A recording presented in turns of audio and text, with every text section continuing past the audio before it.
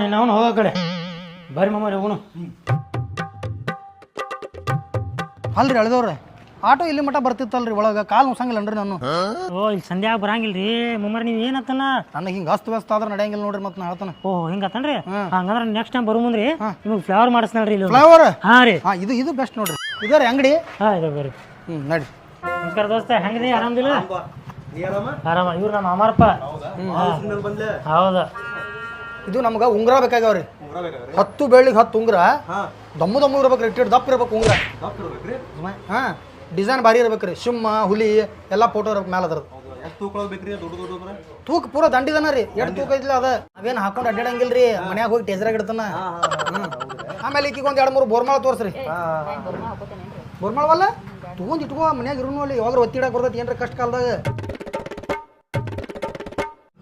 ಅಂತವಲ್ಲವಲ್ಲ ನಂಗೆ ದಿಪ್ಪ ಬೇಕು.